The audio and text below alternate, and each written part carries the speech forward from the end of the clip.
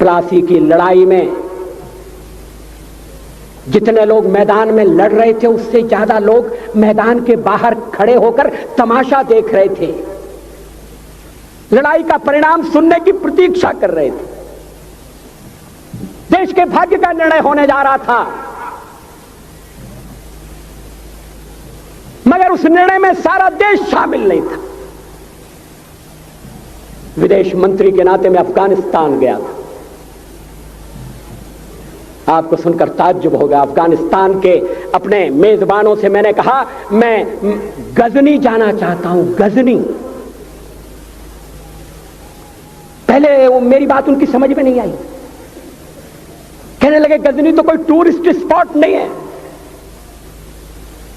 गजनी में कोई 5 star hotel नहीं है, गजनी में आप जाकर क्या करेंगे, गजनी में आप जाकर क्या देखेंगे। मैं उन्हें पूरी बात नहीं बता सकता था। मेरे हृदय में कहीं गजनी कांटे की तरह से चुभ रहा है। जब से मैंने गजनी से आए एक लुटेरे की कथा पढ़ी है और किशोरावस्था में पढ़ी है, मैं देखना चाहता था वो गजनी कैसा है। आपको सुनकर ताज्जुब होगा, महमूद गजनी का अफगानिस्तान के इतिहास में कोई स्थान नहीं है।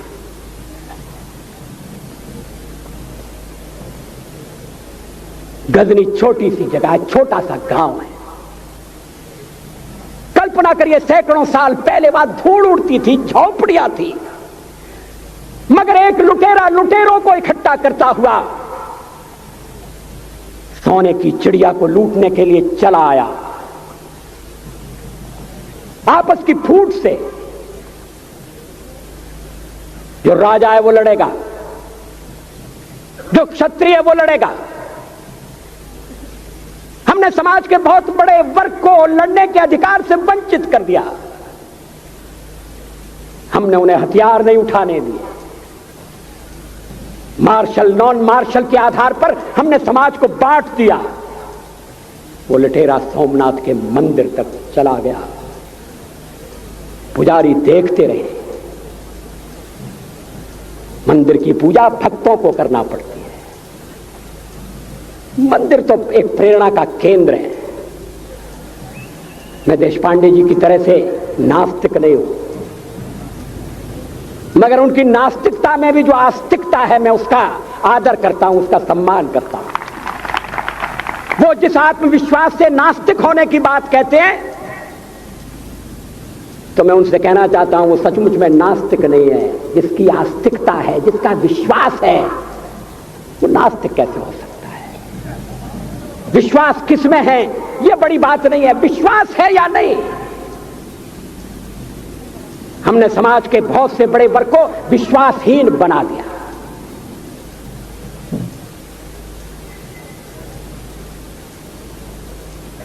लोगों ने हथियार नहीं उठाए, वेद पढ़ने के दरवाजे बंद कर दिए।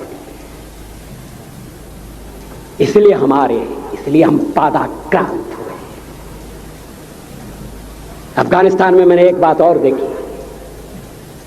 मुझे जिस होटल में ठहराया गया उसका नाम था कनिष्क। अफगानिस्तान एक मुस्लिम देश है। मुझे बड़ा ताज्जुब हुआ। मैंने कहा कनिष्क यहां कहां से आया? तो मेरे साथ अफगानिस्तान के विदेश मंत्री थे। मैंने कहा कनिष्क आपका कौन लगता है, कनिष्क से आपका क्या संबंध है? कहने लगे कनिष्क हमारा पूर्वज है, कनिष्क हमारा पुरखा है।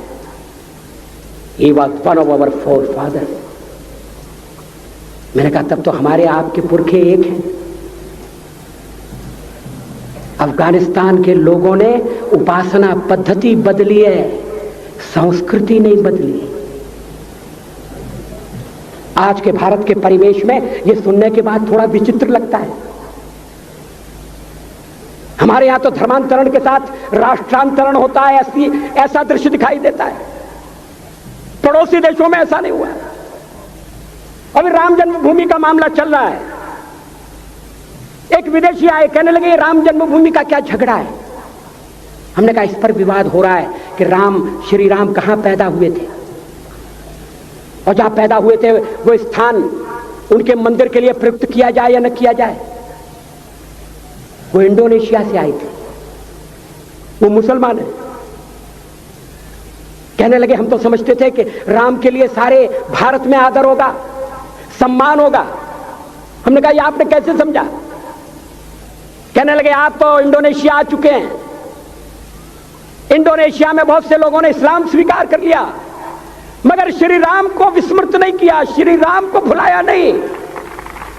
इंडोनेशिया के बाली द्वीप में 1 महीने रामायण की लीला होती है।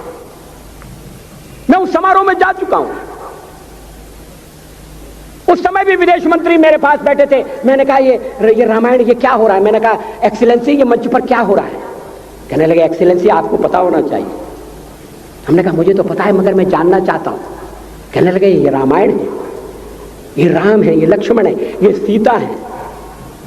हमने कहा इनसे आपका क्या संबंध है? आप तो मुसलमान हैं। कहने लगे हमारा संबंध बहुत पुराना है, हमारा तब का संबंध है जब हम मुसलमान नहीं हुए थे। थाईलैंड की राजधानी अयोध्या कही जाती है। थाईलैंड के राजा को आज भी राम कहा जाता है। सावरकर जी ने हिंदू राष्ट्र की बात की, हिम्मत के साथ। बुनियादी तौर पर भारत हिंदू राष्ट्र है,